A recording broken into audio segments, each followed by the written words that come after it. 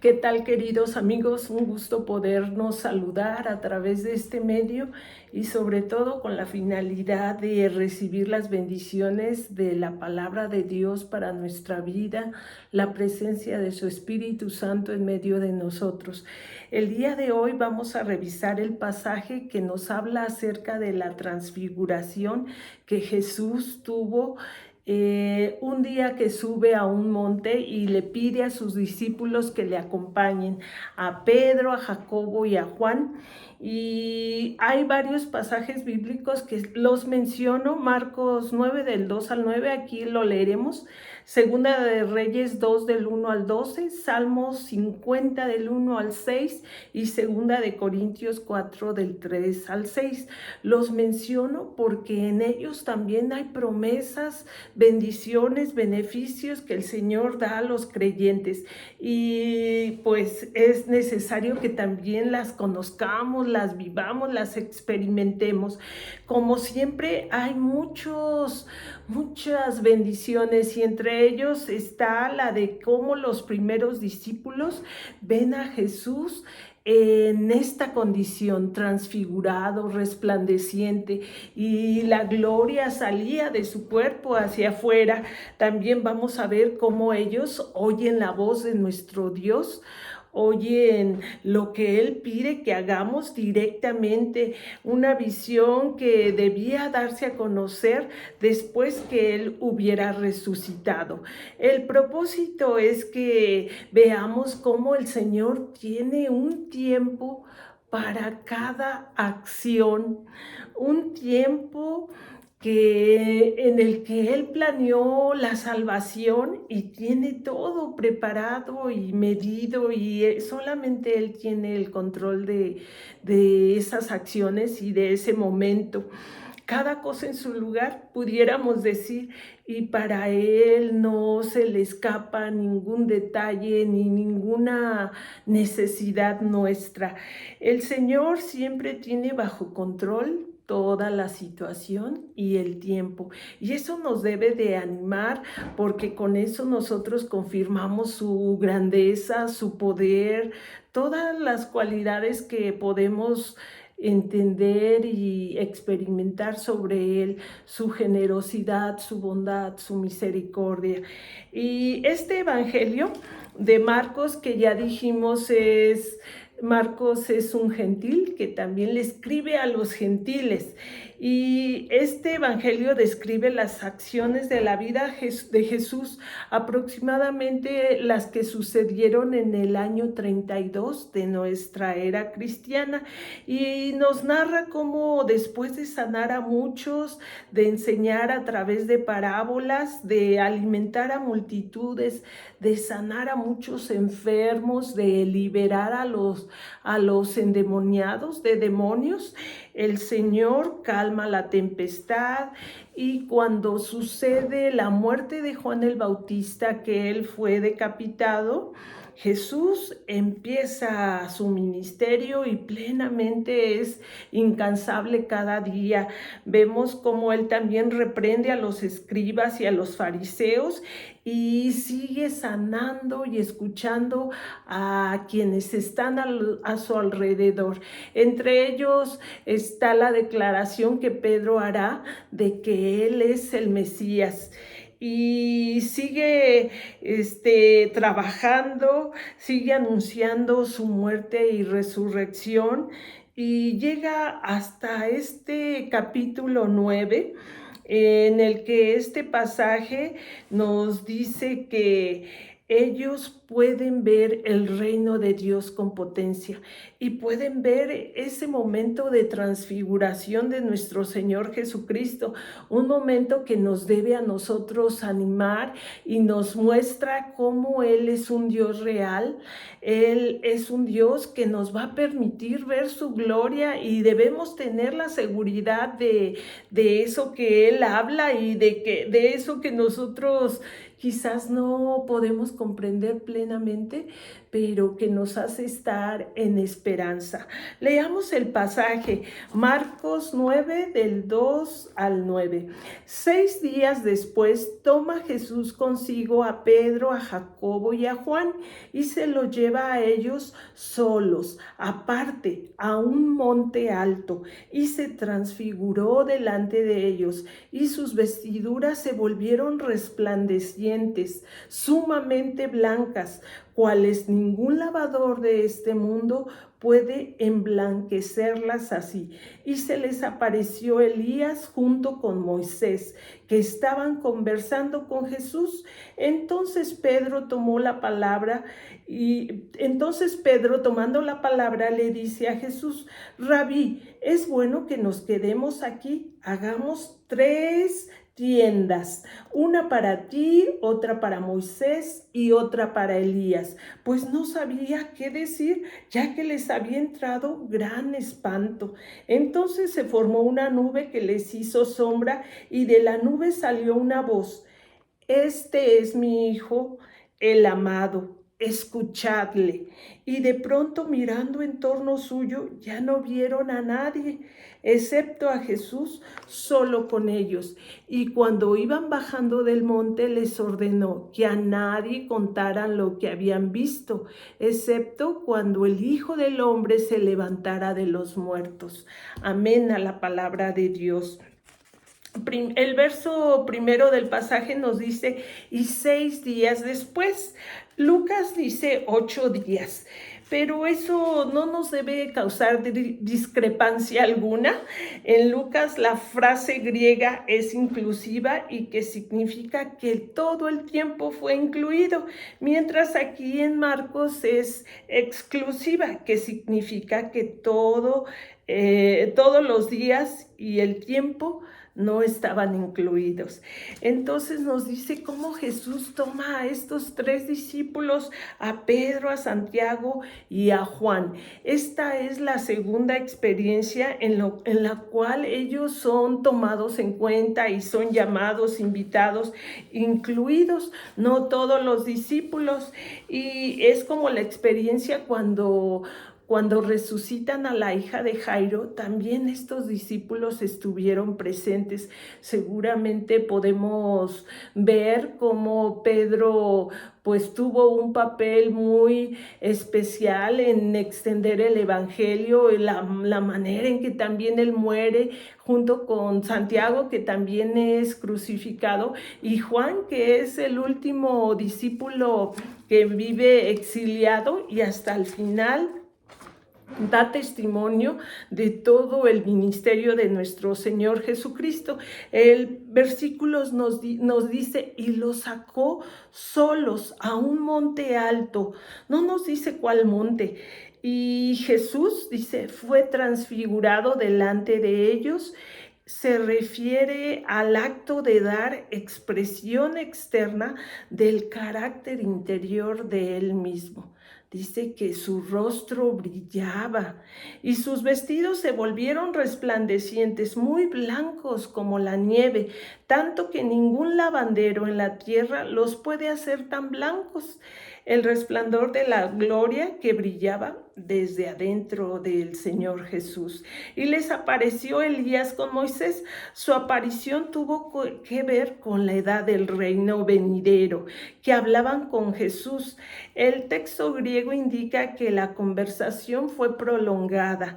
Y entonces, respondiendo, Pedro dice a Jesús: Maestro, bien será que nos quedemos aquí. Aquí estamos muy contentos viendo toda esta gloria. Y hagamos 3 enramadas, 3 tiendas.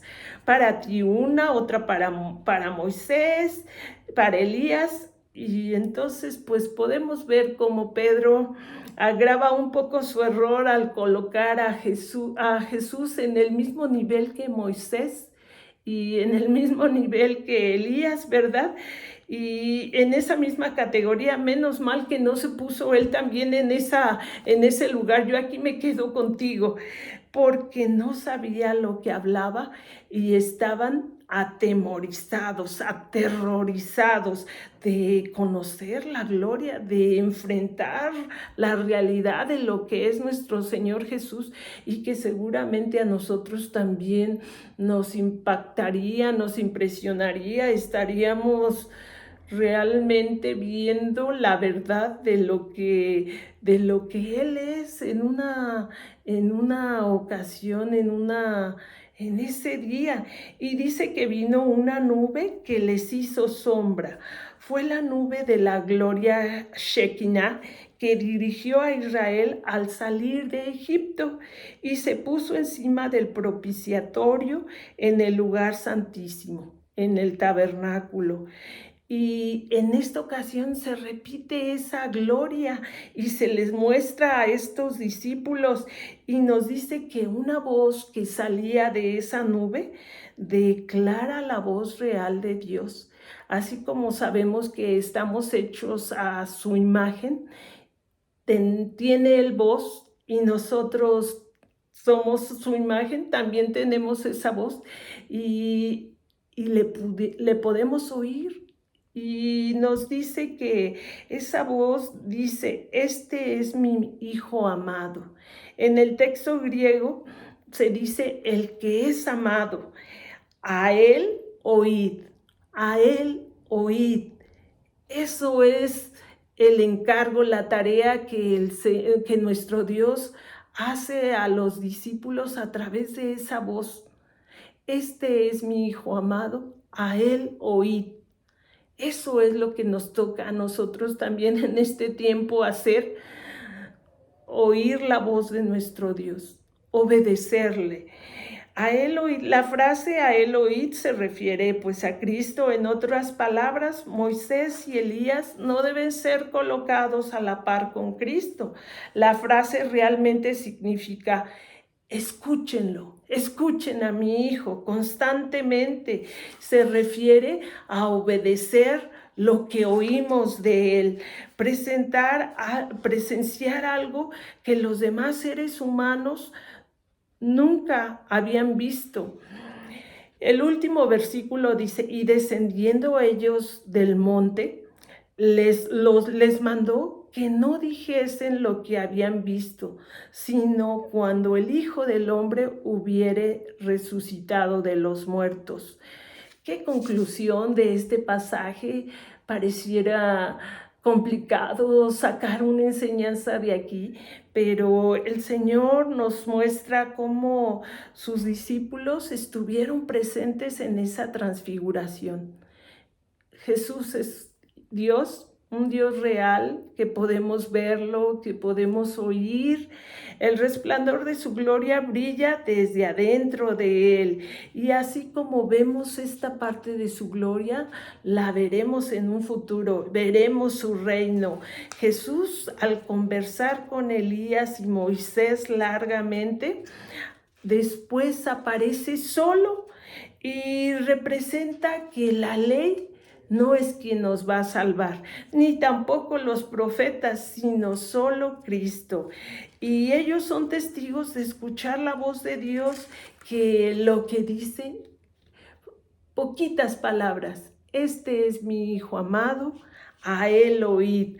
Reciben la orden de decirlo únicamente cuando Él resucite. Sin la cruz no habría gloria. Y el Señor Jesucristo no buscaba fama, no buscaba reconocimiento alguno. Y Él venía a morir en la cruz por nosotros para reconciliarnos, para darnos vida eterna, para limpiarnos y para que arrepentidos y teniendo fe en Él, esta situación ocurriría, esta promesa se haría real en nuestra vida. ¿Qué aplicación hay para nosotros? Podemos ver cómo el Señor nos permite conocer esta manifestación de su gloria y esa relación que hay de Cristo con el Padre y del Padre con el Hijo, un Dios real. Estamos hechos a su imagen y así como Él nos ha dado voz, también Él tiene voz.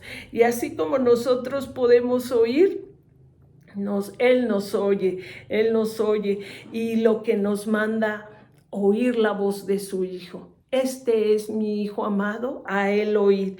Después de que Cristo muere y resucita, se nos dice, tú da testimonio. Habla entonces de la experiencia de la gloria de Cristo, de esa relación que hay entre Cristo con el Padre y su transfiguración, y también de la relación que tú puedes tener con el Padre. Él no quería fama ni reconocimiento humano público, porque seguramente lo harían rey, seguramente lo que esperaban, un Dios militar que lo liberara, un rey militar que lo liberara de la opresión de Roma. Entonces él dice, sin la cruz no hay gloria. Y él no quería gloria, él venía a morir por nosotros. El único que nos lleva a Dios, sabemos que es Cristo, y en este momento podemos entender cuando dice, yo soy el camino, la verdad y la vida. Lo que buscamos como seres humanos, tener un camino hacia Dios, seguir la verdad, tener vida. Y aquí podemos ver claramente cómo la suficiencia de la salvación que Cristo trae en la cruz es real. Él es el buen pastor que daría su vida por las ovejas, y nos muestra la gloria de Él en este momento, cómo se le puede ver. Su Espíritu Santo hoy está con nosotros y podemos entender cómo Él necesita nuestra acción. Es un momento en el que siempre se nos va a demandar, se nos va a dar el privilegio de actuar y dar testimonio de lo que Cristo ha hecho en nuestra vida. Es época de guerras, un triste momento entre el pueblo de Israel con muchos países a su alrededor, y hoy nosotros podemos servir a nuestro Dios, actuar. A Él no le agrada la violencia, a Él no le agrada la muerte ni la delincuencia, y nosotros podemos afirmarnos en el amor por los que nos rodean, y Él dará sabiduría. Si nosotros clamamos a Dios para terminar estas condiciones, para el bien actuar nuestro y servir a Cristo.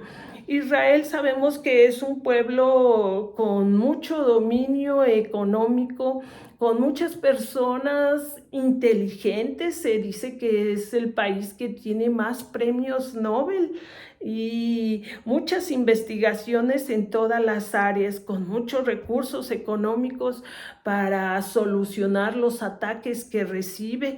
Y diríamos, ¿conoce de Cristo? ¿Hemos hablado a todos de Cristo?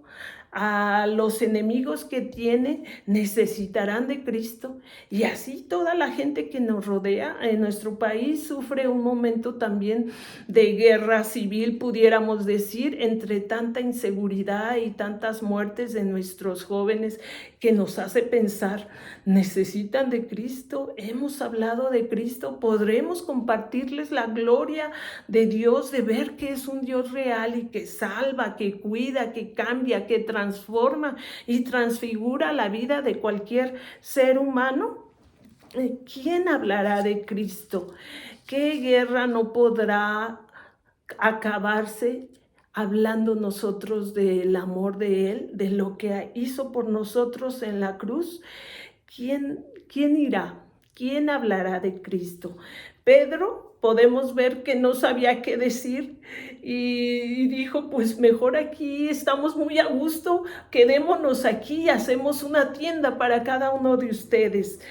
Y nosotros hoy se nos da esta oportunidad de ver la gloria de Cristo, de hablarla a los que no le conocen.